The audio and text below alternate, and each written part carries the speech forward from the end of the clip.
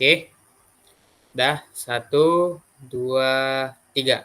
Assalamualaikum warahmatullahi wabarakatuh. Kami mahasiswa ilmu komputer dari Universitas Negeri Medan pada kesempatan kali ini akan mempresentasikan proyek yang telah kami kerjakan untuk mata kuliah Computer Vision, yang mana pada mata kuliah ini dosen pengampunya ialah Bapak Dr.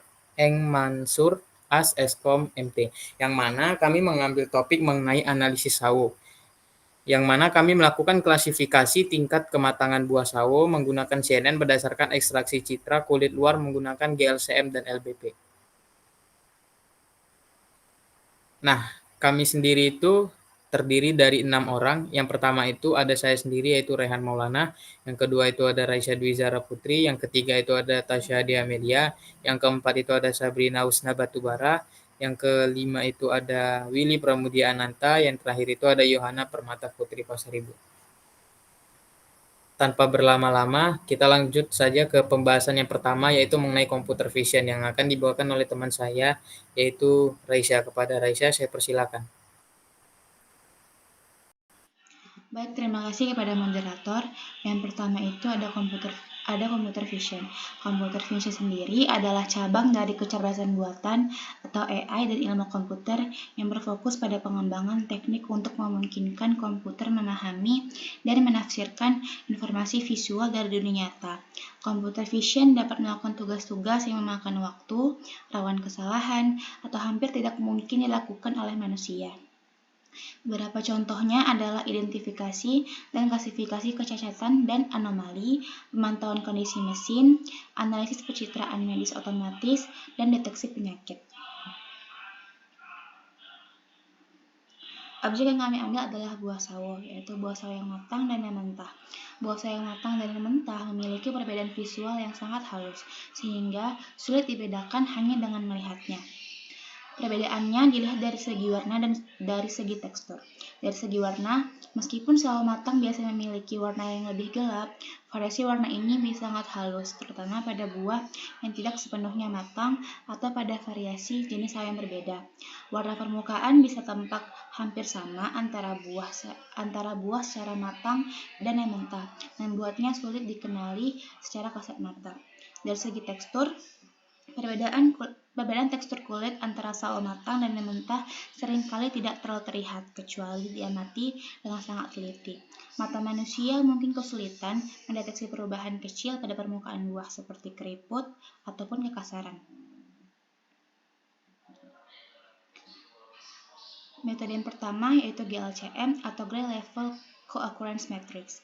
GLCM adalah metode analisis tekstur statistik yang digunakan untuk mengambil nilai atribut citra. GLCM merupakan salah satu metode yang sering digunakan untuk menganalisis tekstur citra digital. Beberapa fitur yang dapat diekstraksi dari GLCM diantaranya kontras, korelasi, energi, dan homogenitas. Metode kedua adalah Local Binary Patterns atau LBP. Local Binary Patterns atau LBP adalah operator tekstur yang digunakan untuk menggambarkan fitur tekstur lokal pada gambar. LBP merupakan metode yang sederhana namun efisien untuk memberi label pixel pada gambar. LBP memiliki beberapa keunggulan, diantaranya invarians rotasi dan invariansi abu-abu, tahan terhadap perubahan skala abu-abu monoton, dan sederhana komputasinya.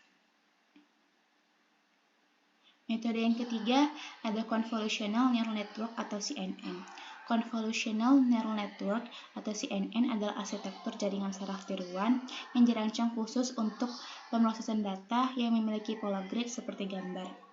CNN sangat efektif dalam tugas-tugas computer vision seperti klasifikasi gambar, deteksi objek, dan segmentasi gambar karena mereka mampu menangkap fitur-fitur spesial dari gambar.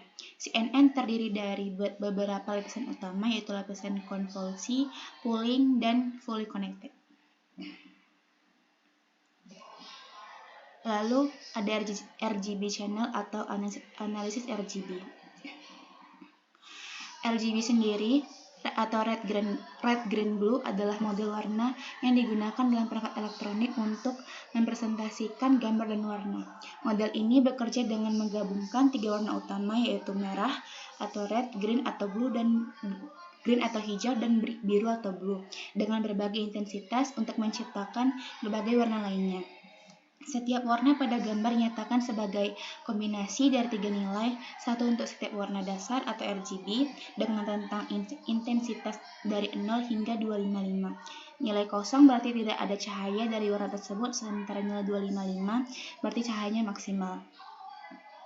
Lalu di sini setelah kami melakukan analisis RGB pada sawo matang dan mentah, kami mendapatkan data seperti tabel berikut. Yang pertama itu adalah RGB sawo matang. Selain melakukan ekstraksi RGB, kami juga melakukan perhitungan nilai min, max, dan rata-ratanya.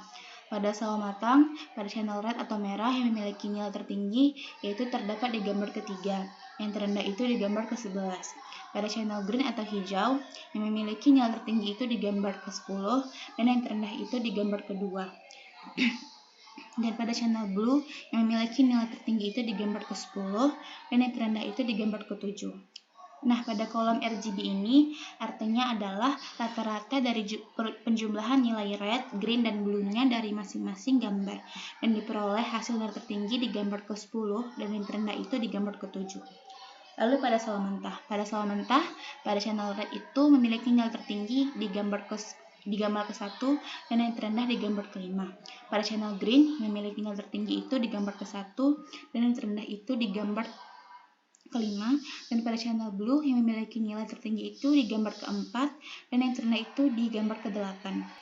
Nah, pada kolom RGB ini artinya ialah rata-rata dari penjumlahan nilai red, green, dan blue-nya yang masing-masing nilai tertinggi itu di gambar pertama dan yang terendah di gambar ke-5.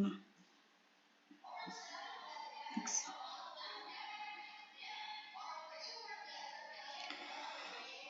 Berikut ini adalah hasil visualisasi dari tabel yang saya jelaskan sebelumnya, yang mana ada red, green, dan blue.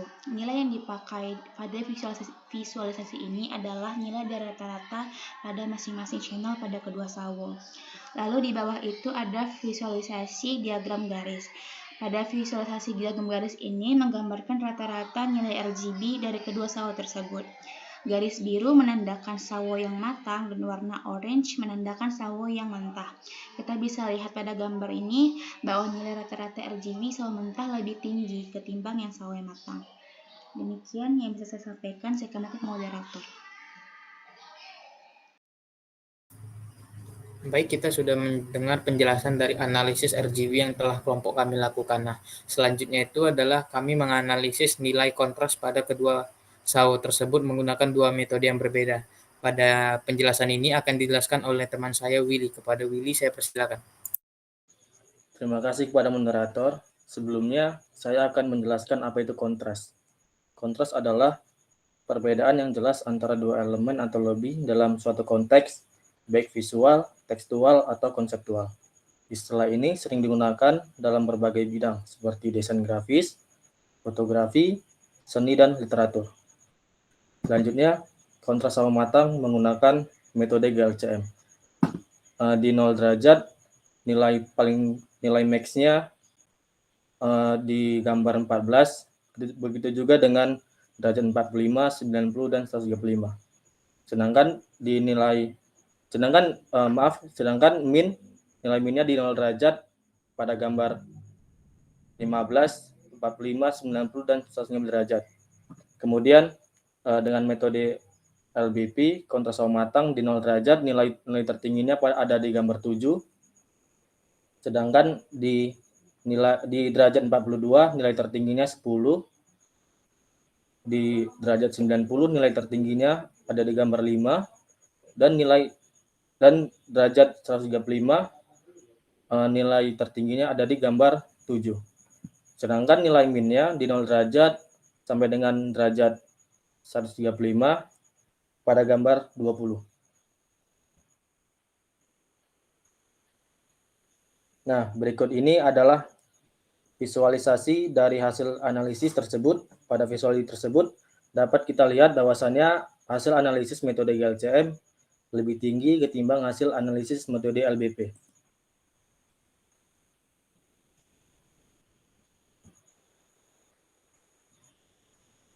Selanjutnya, kontras sawo mentah. Di metode GLCM, kontras sawo mentah di 0 derajat sampai derajat 135, nilai minnya ada di gambar 2. Sedangkan nilai max-nya ada di gambar 17. Kemudian pada metode LBP, kontras sawah mentah, nilai tertinggi atau nilai max ada di 0 derajat sampai 135, itu pada gambar 14. Kemudian nilai minnya dari 0 derajat sampai 135 derajat pada gambar 19.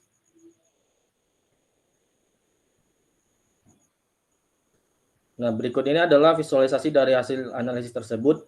Pada visualisasi tersebut dapat kita lihat bahwasannya hasil analisis metode GLCM lebih tinggi ketimbang hasil analisis metode LBP. Saya kembalikan kepada moderator. Baik, tadi kita sudah mendengarkan mengenai analisis dari kontras yang telah kami lakukan. Nah, selanjutnya itu adalah analisis terhadap nilai korelasi pada kedua sawo tersebut, yang mana akan dijelaskan oleh teman saya, yaitu Sabrina. Kepada Sabrina, saya persilakan. Terima kasih kepada moderator. Selanjutnya saya di sini akan menjelaskan tentang korelasi dari hasil analisis GLCM dan LBP untuk sawo matang. Korelasi yaitu mengukur seberapa linear hubungan antara piksel yang bersebelahan. Jika korelasinya tinggi, artinya ada pola yang jelas dalam gambar, di mana piksel cenderung memiliki nilai intensitas yang terhubung secara konsisten. Dapat kita lihat pada tabel sebelah kiri, yaitu hasil analisis menggunakan GLCM untuk menghitung korelasi dari sawo matang. Pada 0 derajat, didapat nilai terendah yaitu pada gambar 14 dan nilai tertinggi pada gambar 15. Pada 45 derajat, 90 derajat, dan 135 derajat dapat kita lihat nilai terendah yaitu pada gambar 14 dan nilai tertinggi yaitu pada gambar 15. Pada analisis menggunakan LBP untuk korelasi dari sawo matang, dapat kita lihat nilai tertinggi pada setiap sudut yaitu gambar pertama, dan nilai terendah untuk setiap sudut yaitu pada gambar kedua.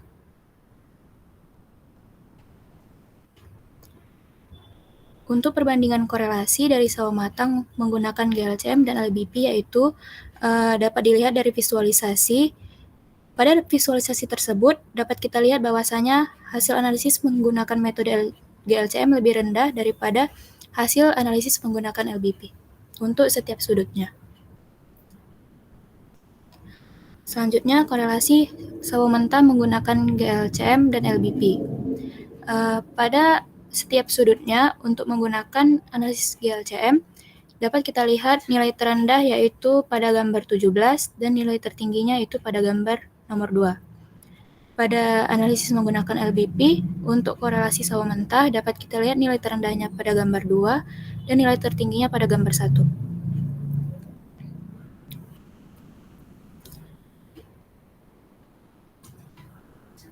Berikut adalah visualisasi dari hasil analisis tersebut. Pada visualisasi tersebut dapat kita lihat bahwasanya hasil analisis metode menggunakan GLCM lebih rendah daripada menggunakan metode LBP. Terima kasih, saya kembalikan kepada moderator. Baik, selanjutnya kita akan melihat hasil analisis dari energi terhadap sawo matang dan sawo mentah yang akan dibawakan oleh teman saya, yaitu Yohana. Kepada Yohana, saya persilakan. Terima kasih kepada moderator. Sebelum masuk ke tabel, saya akan menjelaskan apa itu energi.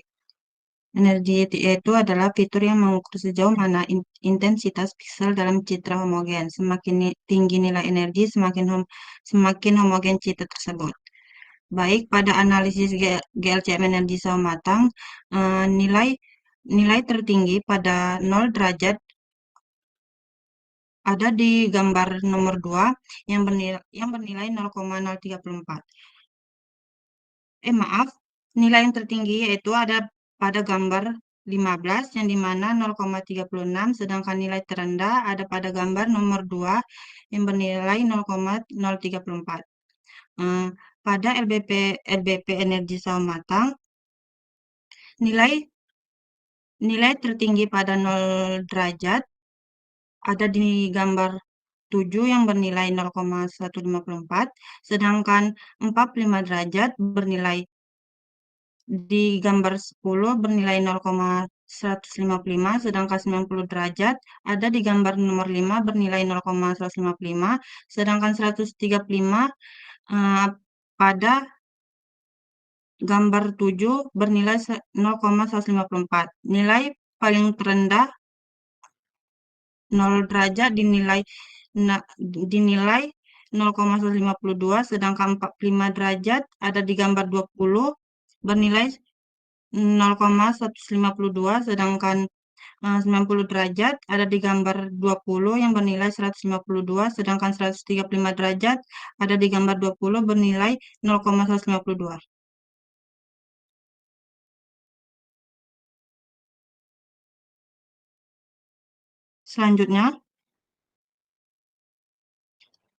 Selanjutnya ada perbandingan energi SAO matang, GLCM, dan LBP, yang dimana berikut adalah visualisasi dari hasil analisis tersebut. Pada visualisasi tersebut dapat kita lihat bahwasannya hasil analisis metode GLCM lebih rendah ketimbang hasil analisis metode LBP.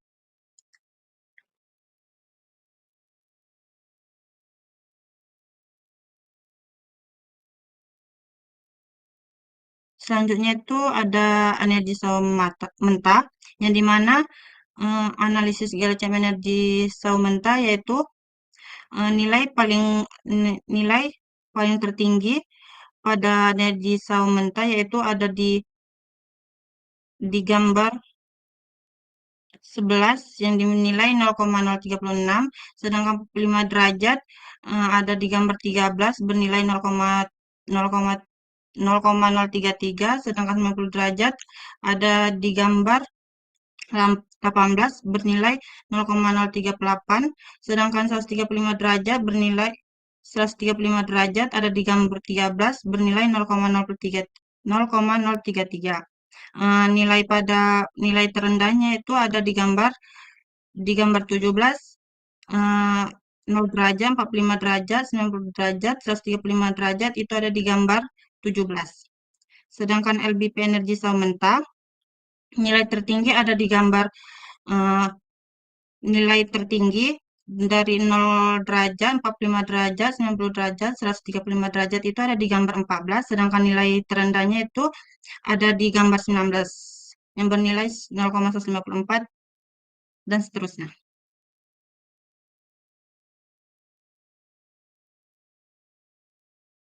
Nah, di sini ada perbandingan energi SAO mentah dan GLCM dan LBP-nya.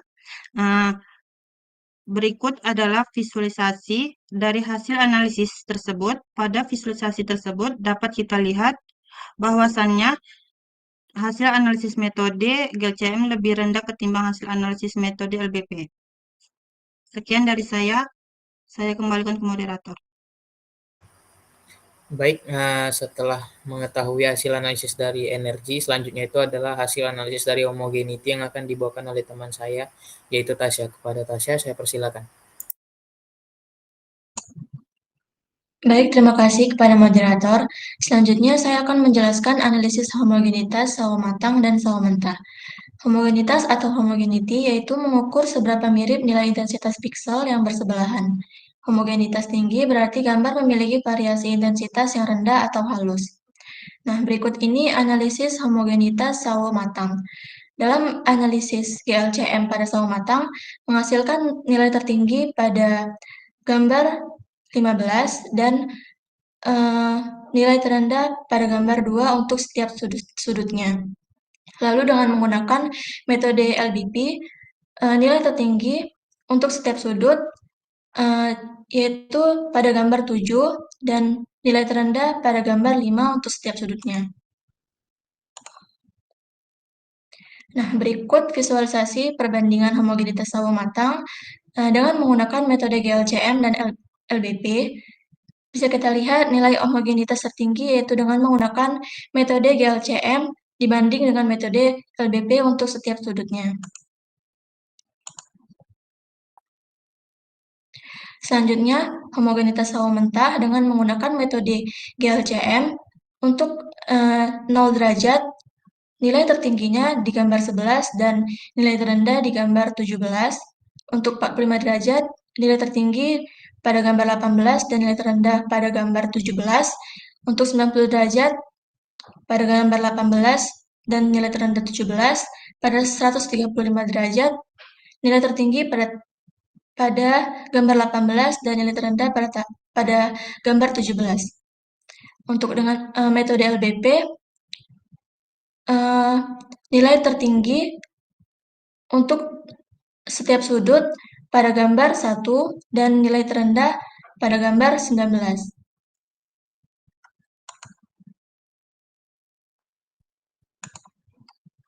Nah, berikut visualisasi perbandingan homogenitas sawo matang mentah dengan menggunakan metode GLCM dan LBP. Nah, bisa kita lihat di sini, nilai homogenitas tertinggi yaitu dengan menggunakan metode GLCM dibanding dengan metode LBP untuk setiap sudutnya. Sekian dari saya kembalikan ke moderator.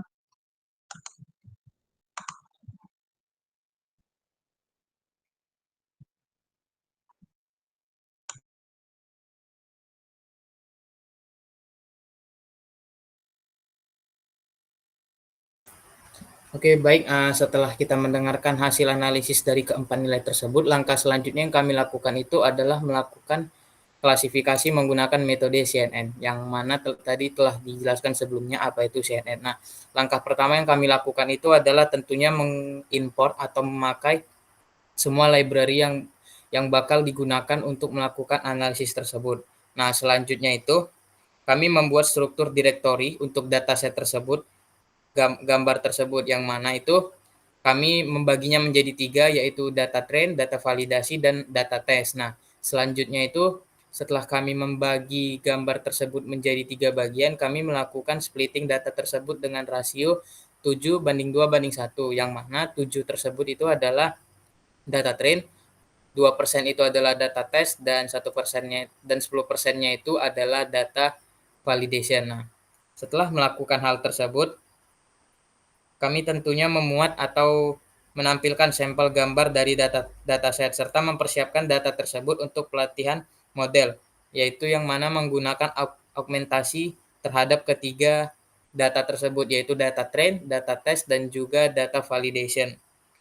Nah, seperti yang kita lihat, ini adalah data yang kami miliki, yang mana itu terdapat 28 gambar untuk data train, 8 gambar untuk tes, dan 4 gambar untuk validasi.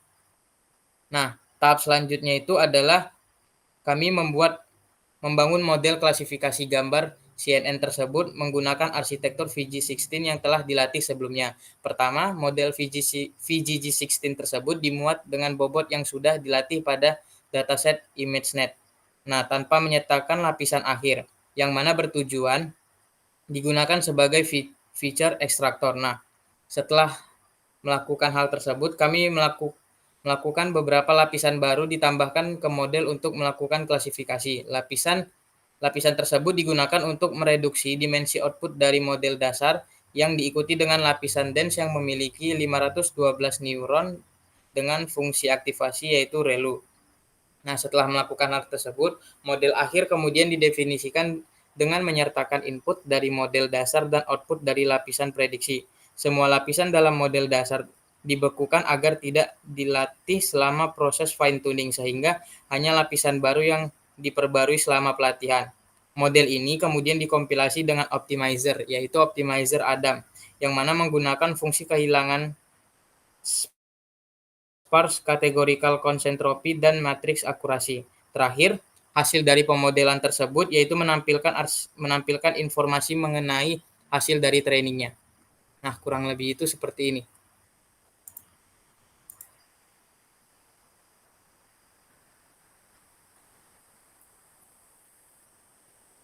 Oke, share PPT-nya ulang. Nah, setelah melakukan hal tersebut, kami mendapati yaitu mengenai evaluasi model CNN dan juga confusion matrix.